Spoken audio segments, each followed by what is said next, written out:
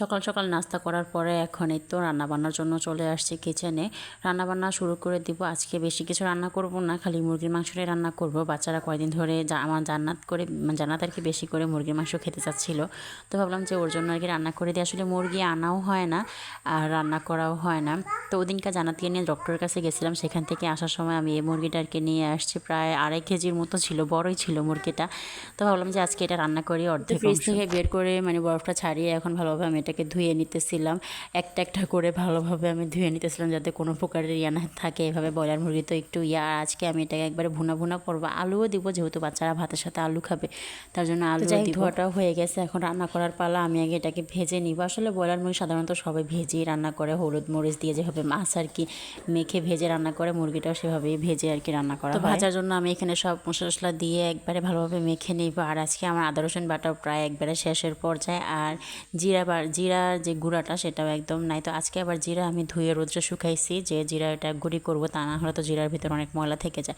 তো আমার এটা মাখা হয়ে গেছে। এখন তো ভাজার জন্য এখানে চুলাতে একটা কড়িয়া বসিয়ে দিয়ে এখন তেল দিয়ে তাতে ভেজে নিতেছিলাম। এখন রান্নাবান্না যদি সব হাতের কাছে থাকে তাহলে কিন্তু রান্নাবান্না করাটা অনেক সহজ। আর তো রান্নার সময় চুলাটা মুছে নিতেছিলাম, কারণ তেলের ছিটা গিয়ে একবারে অবস্থা খারাপ। আর যেহেতু আমি সকালবেলা খিচুড়ি রান্না করছি, তার জন্য চুলার অবস্থা একদম 12টা বেজে গেছে।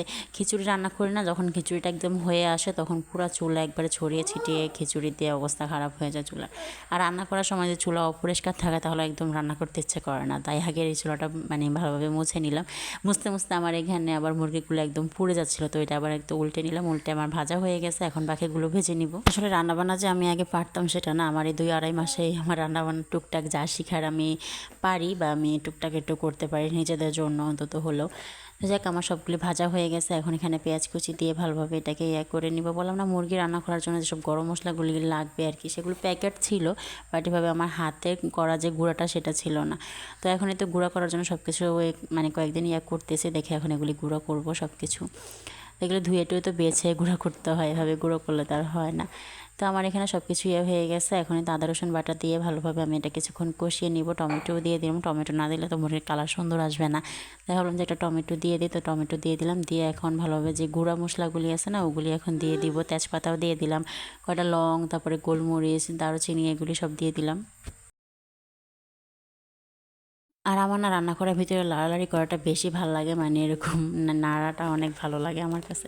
তো এই তো গুঁড়া মশলা দিয়ে দিলাম। আজকে বেশি বেশি ঝাল দিয়ে রান্না করব, কারণ ওরা তো ঝোল খাবে না, ওরা জাস্ট হয়তো উপরে থেকে একটু চিকেন খাবে আর একটু আলু খাবে। তার জন্য ভাবলাম যে একটু ঝাল দিই, তাহলে ঝাল হলে এটা খেতে মজা লাগবে। তো যাই হোক, মশলাগুলো ভালোভাবে আমি কষিয়ে নিব, যাতে আদা রসুনের কোনো স্মেল না থাকে। আদা রসুনের স্মেল থাকলে একদম বাজে একটা একটা খারাপ লাগে আর কি।